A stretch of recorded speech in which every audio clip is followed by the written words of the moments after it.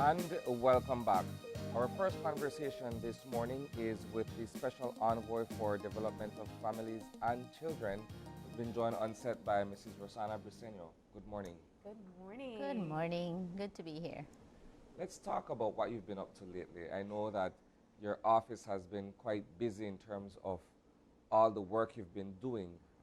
Let's begin with perhaps the most recent undertaking of your office and perhaps what we can expect going forward. There's a lot that's been going on, Yeah. and there's so much to do.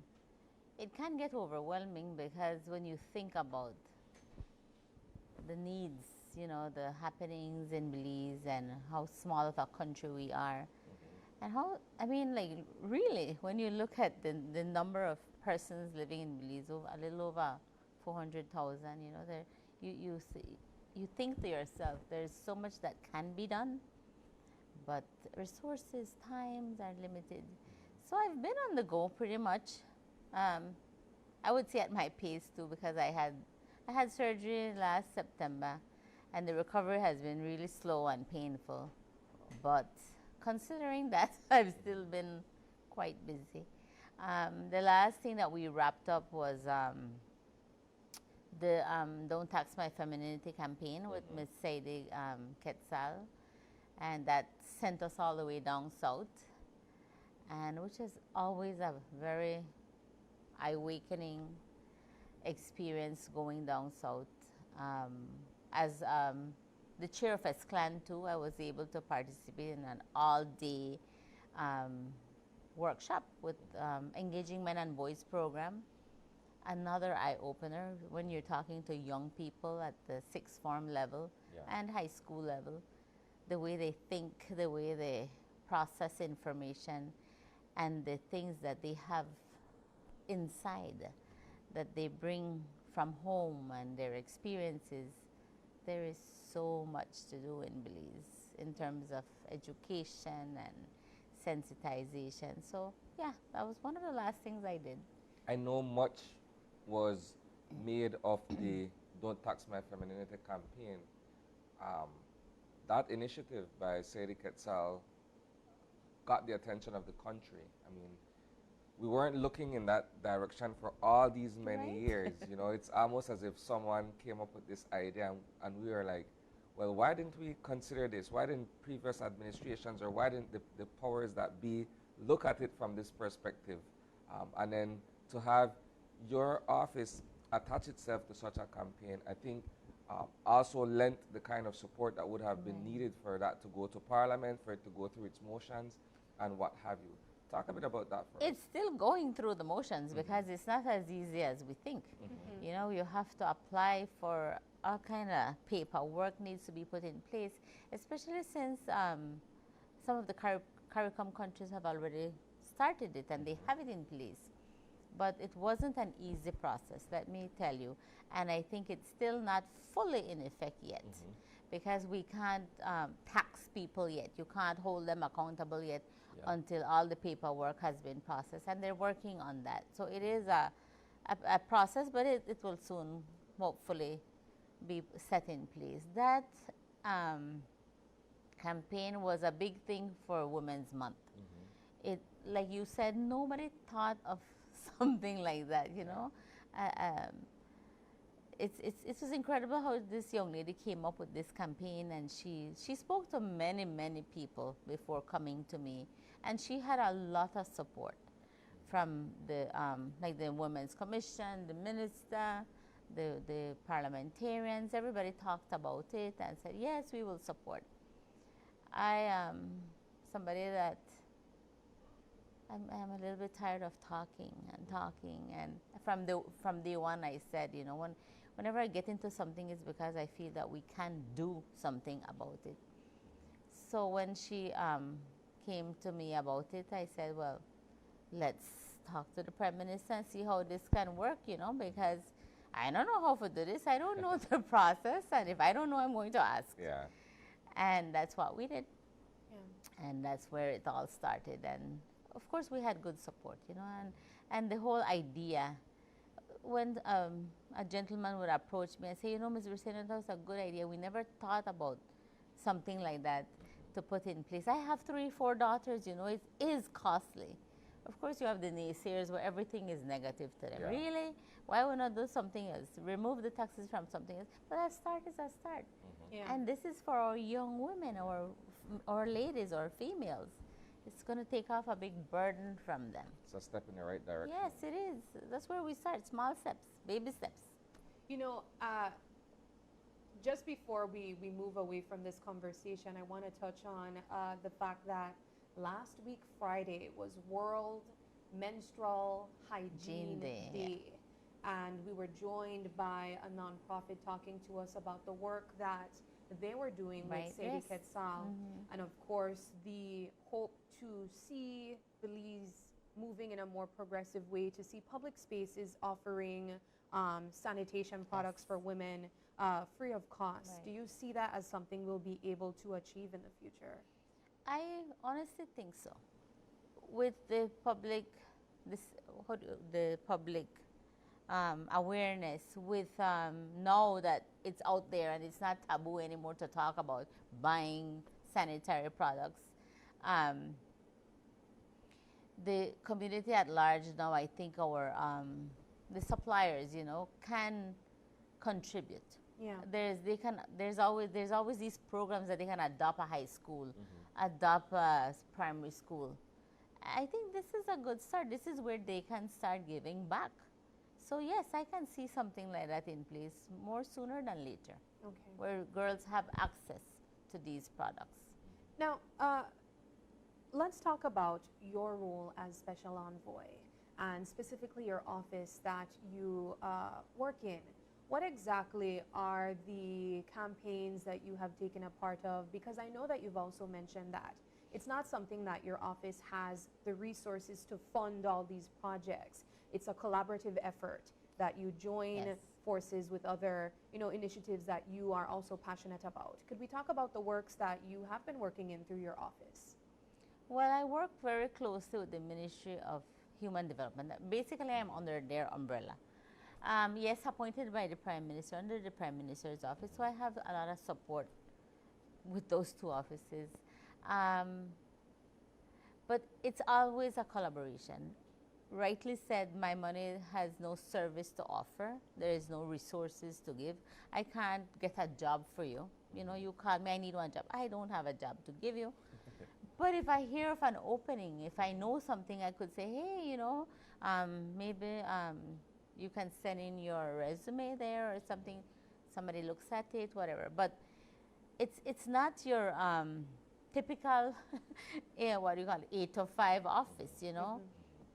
I did get a TOR at the beginning where I was told, well, this is the expectation. This is where we would hope that you would. These are some areas of interest. Yeah. Yeah. You know, and special education, of course, is my passion. Yes, you mentioned. There's mental health, there's HIV/AIDS, there's the gender equality, there's domestic violence. There's so many things happening, and in Belize, things happen every day, all the time. So it may move away from your TOR, but it's almost always inclusive and included in things that are happening. So I work very closely with ministries that whenever there's something that comes up that needs advocacy, and that's what my office is about, advocacy. I can advocate for policies, I can advocate for laws, I can advocate for support. The people that can do it are in the ministries, are through the AG's office, through the legal system. But as the special envoy, I can't put things in place or say, oh, we have to do this and we have to do that. I can advocate, I can partner, I can support. I use my voice, my office. I have a very small staff. They do a lot of research. So whenever we jump on a project or we pick up some kind of advocacy, or we render support to a campaign or a cause, we don't go in there with our eyes closed. We have to do our research. We have to see if it's practical, if it's feasible, how much support we can get. And we give it a try. You know, you have nothing to lose anyway, except sometimes people have a lot to say as usual. But that's what I like about Belize, you know. Yeah. People have a lot to say, so you get a lot of ideas too. You Take get the rid good of the with the bad. negative, Yeah. right, and you pick up the positive and you take it from there. Because in Belize, it's damn if you do and damn if you don't. You know, So- when you stepped into the role as special envoy, you did in fact mention that you were passionate about special education because you are a teacher yourself. Right.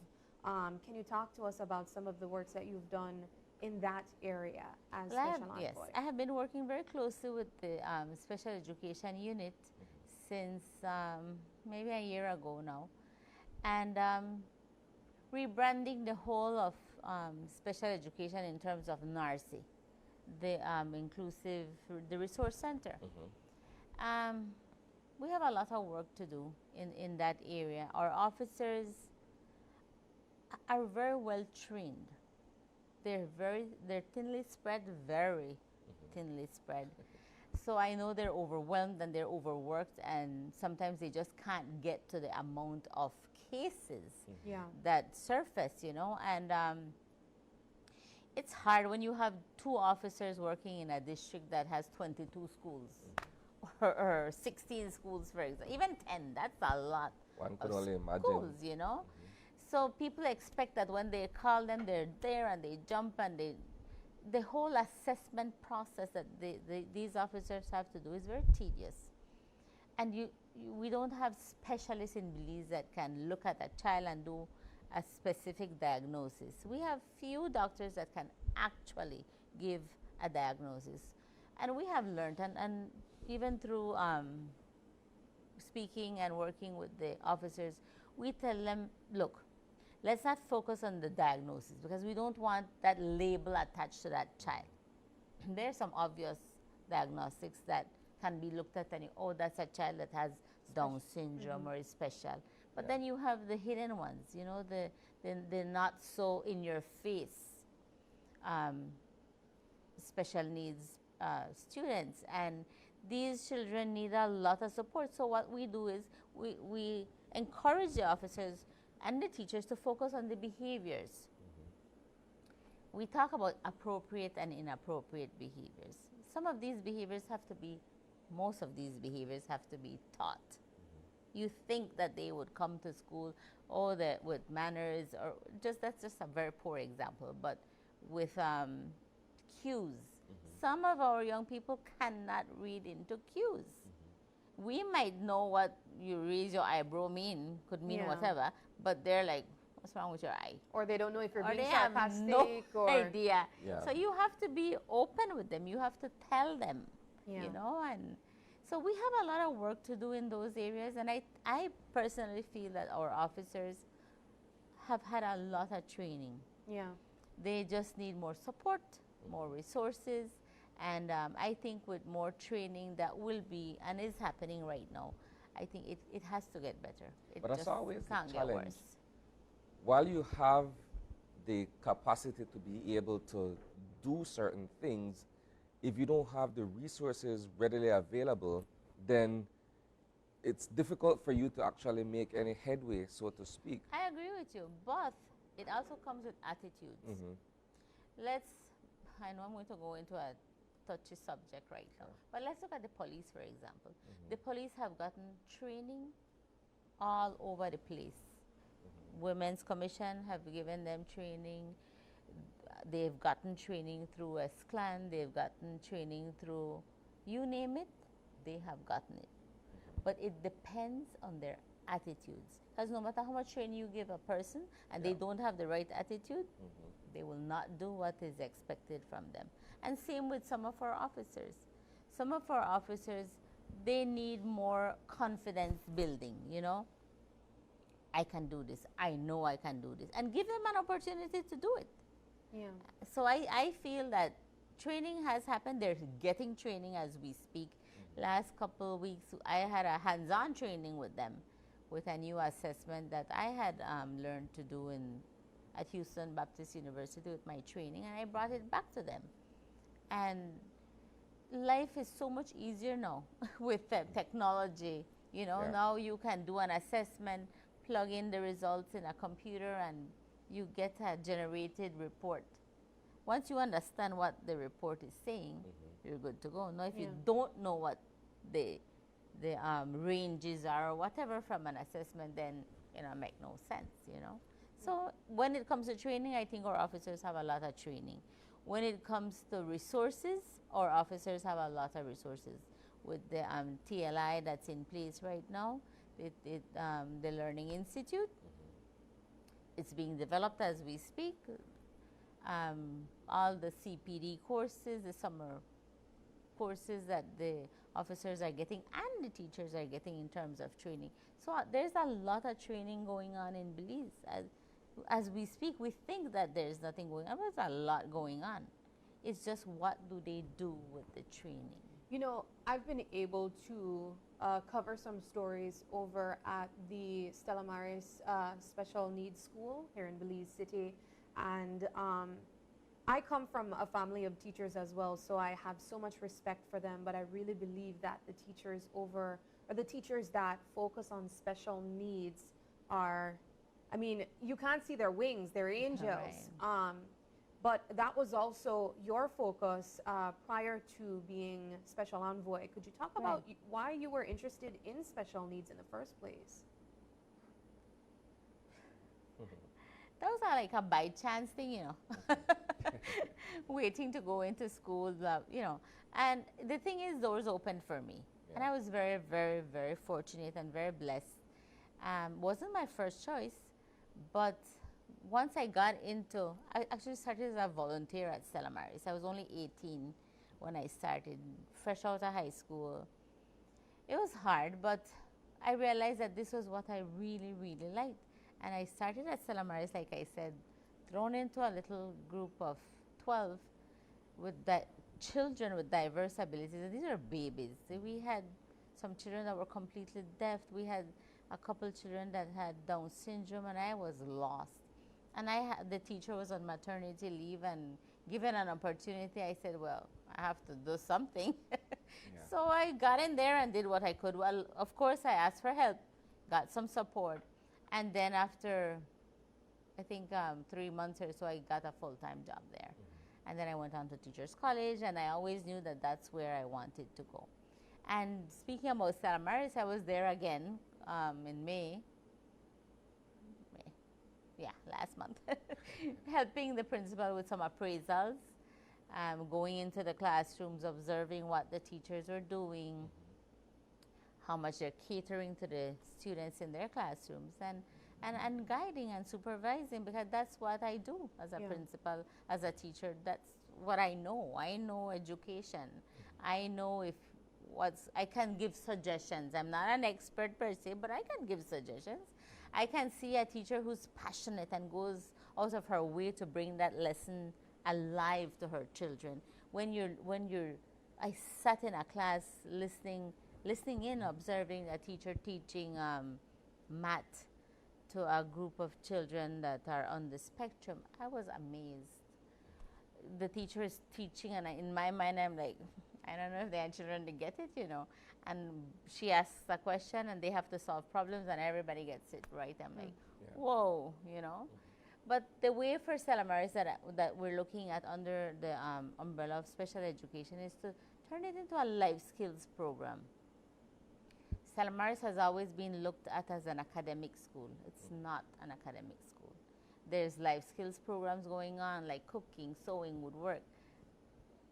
Things that will teach our children that attend Stella Maris a survival skill. When they leave Stella Maris, they will be able to survive and help themselves. Parents don't live forever. Some of our children will outlive us. Well, that's the expectation. But in the case of Stella Maris, where you have children with special needs, they need that extra support. I think my question has to do with the fact that Stella Maris is a one-of-its-kind institution in the country. Yes, but shouldn't there be more Stella Marises, so to speak, across the country at this point? Because I'm certain that children with special needs don't all come from Belize City. You're looking at all 6 districts including the Keys, for instance, Yes. where you have persons who are born with various challenges. I believe there's only one more other institution in the north that No. We have about 7 or between 7 and 9 special classes okay. that are attached, or centers we call them, that are attached to regular schools throughout the country. Okay. In Pomona, Yeah. in Valley of Peace, in Holy Ancho High School, even the high schools now. Okay. We're extending and encouraging schools to open up, even if it's a resource room, a resource classroom, where these children that are struggling can be pulled out, brought into the resource room, and put back in their classrooms. That's not a fully special ed, self-contained classroom or center, but that's a start. And we do have them all throughout the whole country right now. Yes, they need more support. The teachers need more training, and that's what we're working on right now. On the topic of children, since we're still there, and as yourself as an educator, I want to get your direct reaction to the situation that took place with the primary school here in Belize City and the children that had consumed edibles. Yeah, edibles. That's something that whoever did that, and well, we know where the source came from. It was totally wrong to expose our children, because they look like gummies. They look like sweets that anybody would pick up and try. Just the mere fact that somebody would pick them up and actually sell it to the kids, that's unacceptable. I think our children don't need that kind of I think the most upsetting part about this is that the persons knew that these were not candies.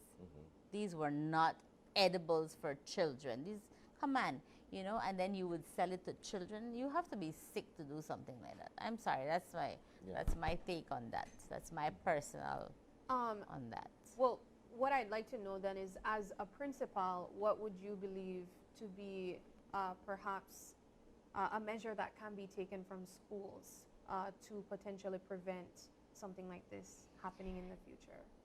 Schools have a hard time, principals have a hard time when it comes to selling and buying. That we are told, oh, you can't sell snacks at school, no candy, no Coca-Cola, no this, no that, no that. And then, but they don't tell you what you can put in place. They tell you fruits and stuff like that. Yeah. Fruits are expensive.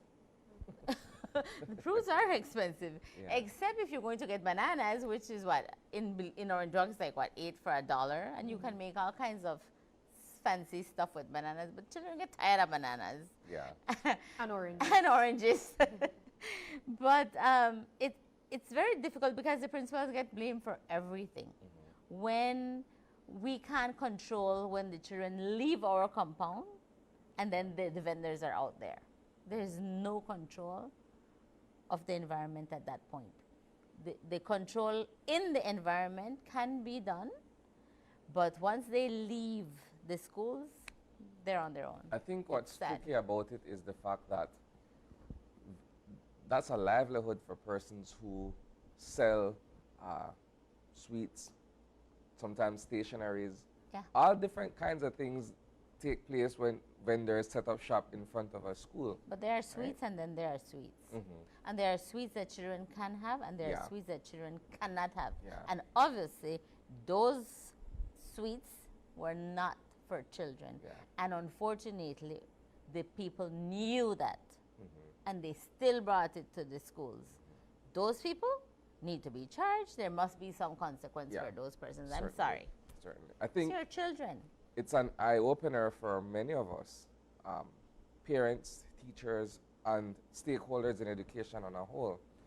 The fact that something like this could happen and it wasn't foreseen, Right. but it has happened, and it forces us now to look at certain systems. Because if I have a child that is attending public school, for instance, where that child during recess time can go to the vendor and buy whatever it is that is being sold, it's difficult before what has happened to actually say you have a check and balance in place to determine what is being sold, how healthy it is, or what have you. But most times, let me just interrupt here. Most times when children buy things on the compound, they're controlled.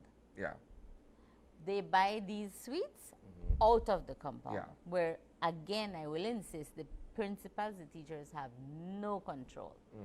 Because as a principal, most principals, I would hope, at least in my case, I would monitor and control what's being sold on campus. We had zero tolerance for sweets at one point. Yeah. Because of the whole healthy lifestyles, and especially with the children, the preschool children coming to school, and we had to cut back on sweets and like I said, soft drinks. So principals can control that, and you know what's being sold in your little snack shop, or if you allow vendors to come into your school compound, which most aren't allowed in the school compound. So the principals, the teachers, yes, they do have control of what's being sold, and they can see what's being sold. But once they leave the compound, it's out of our hands, unfortunately. You know, one thing I thought about was the fact that there are some private institutions that don't allow their children to leave the compound and accept snacks from vendors during break time and lunchtime. Do you think that that is something that perhaps public schools could consider? I would think so. It depends. Everybody has has something to say when it comes to these things, because it's, oh, but we're taking away the livelihood of this poorly lady. We have to survive too, and things like that. But if we're looking after the health, the concerns of our children, then sometimes draconian measures have to be put in place like that. If it's a matter of controlling what our children eat, it's hard because parents will say, well, you can't tell me what to send to school for my child. If I want to give my child one chocolate, I will put it in a lunch bag and he want to eat it. Who are we to determine what the parent put it in there? Yeah. It wasn't the vendor outside. Yeah. So the parents can put whatever they want in their children's snack, and we can't say no.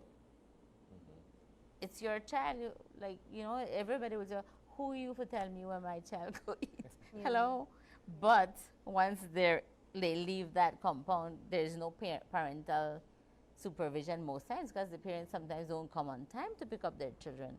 Yeah. And when they do, the child don't run out with and buy something, So it's a hard situation. Let's step back from this conversation for a bit and let me ask you if you were prepared mentally in November 2020 when your husband became the Prime Minister and it was inevitable that you would become the special envoy. Were you mentally prepared for the work that comes with this office and perhaps some of the challenges that you faced in that capacity? One thing is, let me clear up here. Not because he won, I would have automatically assumed the special envoy's position. No. It's been the case for the most part, yes, though, it has, right? but he could have appointed anybody that he felt could have been a good special envoy. In the past, I think Ms. Dolores, the Minister Dolores was our first special envoy, as far as I know, and she wasn't the spouse of a prime minister. Yeah. But now I know what you're saying. It was expected to a large extent. I was very hesitant because like I said earlier, and I will continue saying, I know education. That's my passion. I've been teaching for 34 years and counting. Actually, I'm supposed to retire here in September. Okay. That says a lot about my age and all of that, but we're not getting into that. But it's been a wild ride. I mean, it's been amazing. I've learned so much when it comes to education. And, of course, my little forte is special education. From that first time I volunteered at Stella Maris, I knew that was where I wanted to go. And I was super reluctant, honestly I was, because in my head I was like, I can't be no special envoy, I only know education. That's all I know to do, you know. And I remember him telling me, you know, Rossana, take your education and use it.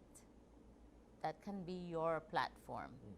Because everybody's looking for a cause. I'm like, I don't need no cause. I have causes. I have a lot of causes at school in Orange Walk, you know. And it was hard. It was a hard balancing act because I wanted to be at school and still do the work. And at one point, I was like, what am I doing today? Am I a principal or am I doing special envoy work? And it was becoming too much, like trying to balance my time, my day. Now I have a granddaughter and I want to be a grandmother too, you know. When will I have time for her? So it took me a while, I would say, what, about 6 months or so, to actually say, okay, let me give this a fair start. Let me put myself in this office and take my education with me and see how I can use it to be effective and efficient and productive in Belize. Like when we started this conversation, there is so much to do in Belize. I was listening in on a conversation last week or so of a young lady on a show, and she's fresh out of university, come back home with a lot of ideas, and it's hard to see our young people coming from abroad, you know, being exposed to education in a first world country and all the resources that they have available, and to come to Belize and to be very limited, not even limited, can't even get a job. And they have so much to offer. When she was talking about, we don't need guns in Belize, we need kindness, we need to be more loving and be our brother's keepers, it was practically laughed at, you know. But in reality, it's only 400,000 away, you know. We're a small country. Very Love small and kindness can go a long way, more than guns. And this is where education comes in, sensitization comes in, training comes in, from preschool. We need to start at preschool. By the time they hit high school and get into university and all of that, the whole attitude change has taken place. Right now, it's hard because most of what our young people are giving out is what they have gotten in. You know, so we need to change that. And the mental health of young people as well is on a decline, Yes, which is something that you also have expressed the need to advocate for. I'm interested to know how you've gotten to intertwine both of them, which is mental health and education. It's easy because every day you are faced with challenges at school. Every day children report things to you. And you as a principal, as a teacher, you need to report abuse, whatever kind of abuse, neglect.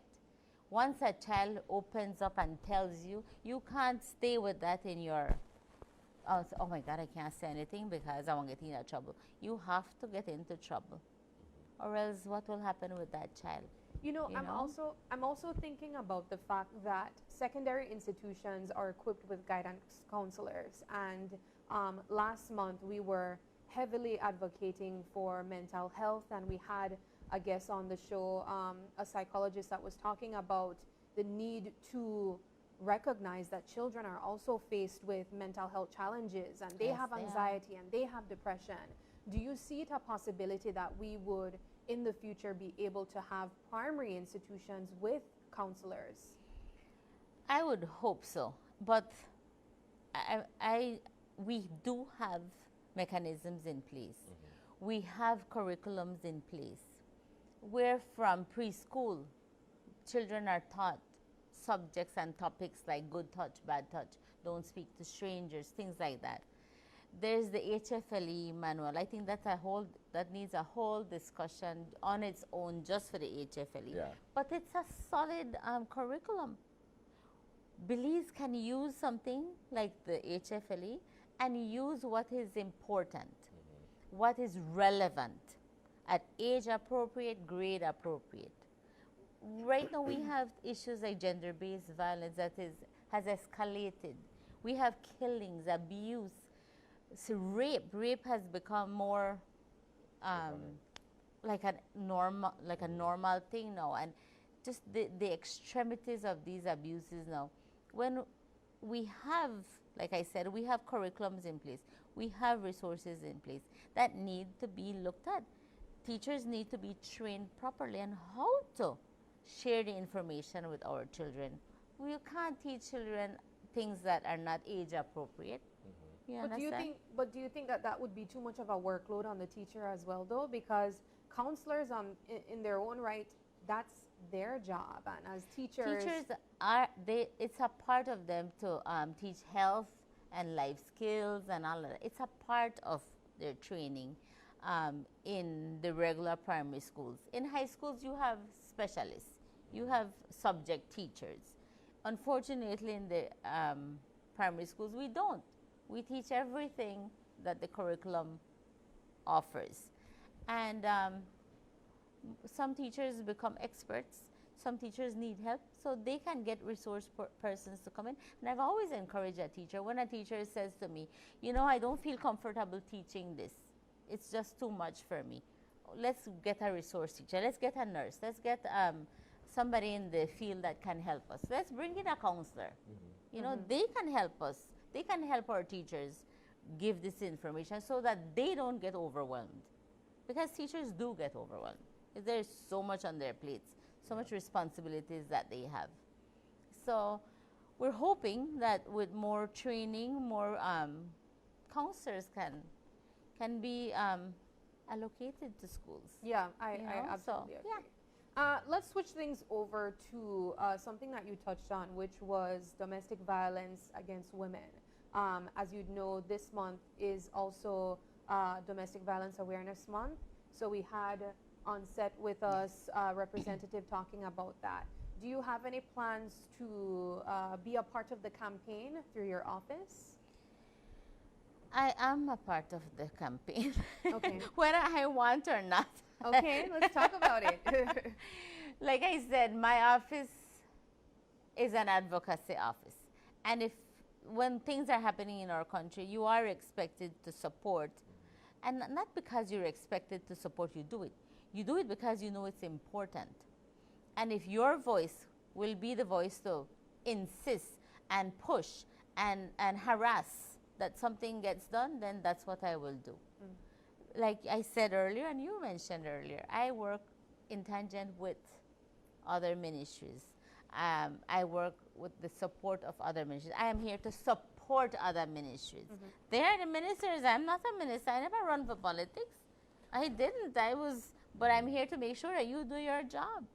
Because they always keep telling us, oh, let's look at what Plan Belize says. What Plan Belize says. Well, I have my Plan Belize by my desk. Every day I take it out and I look, okay, what are we going to do for women now?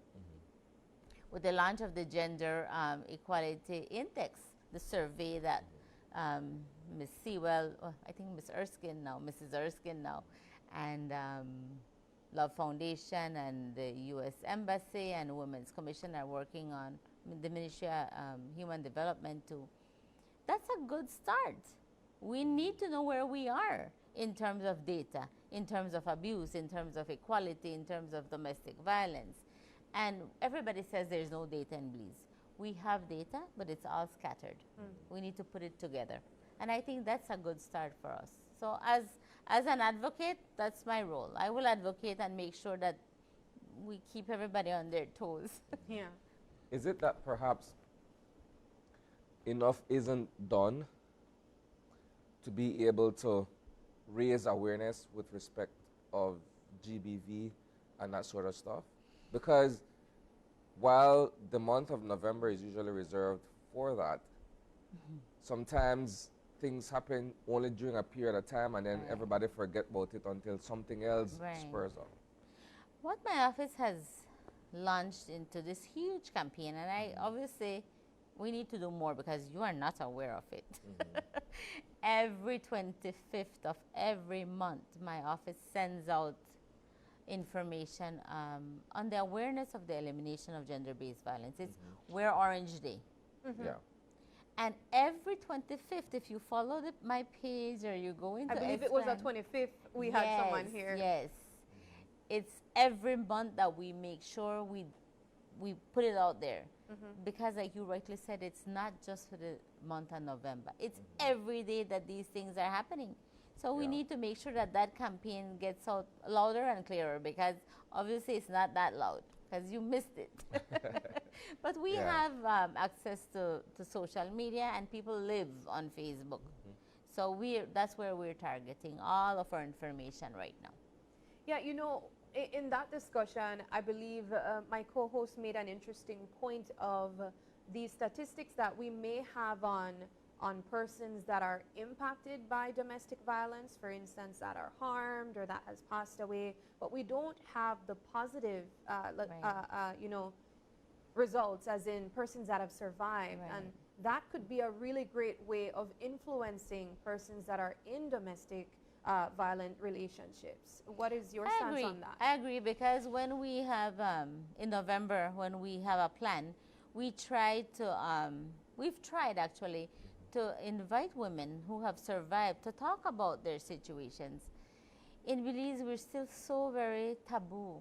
You know, that conversation is still very taboo.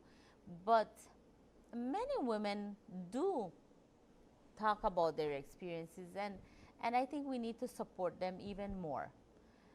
When things happen, lots of people jump and say, oh, you need to do this and you need to do that, but they have no clue what you're doing. And not everything that you do has to be on Facebook or has to be publicly, oh my God, Ms. Briceno went here, or she said, no. We do a lot very quietly.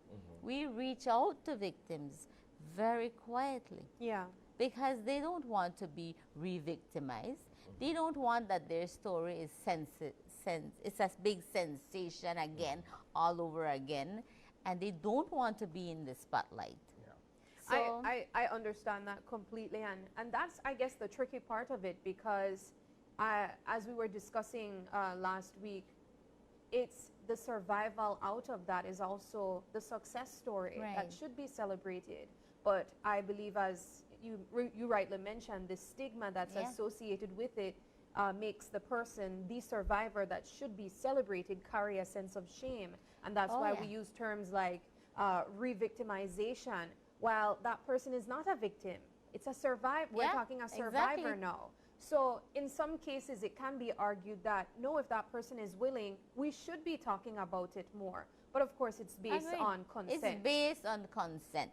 Yeah. Because we have reached out to several young ladies that have been abused and been through the whole the Facebook negativity. My God, we have people that just live to be negative on Facebook. No matter how and what you do, it's never going to be good enough. And just reading sometimes some of the comments that people say when there's a victim or a horrendous murder happens or something, the things that people say, you go, what are you thinking?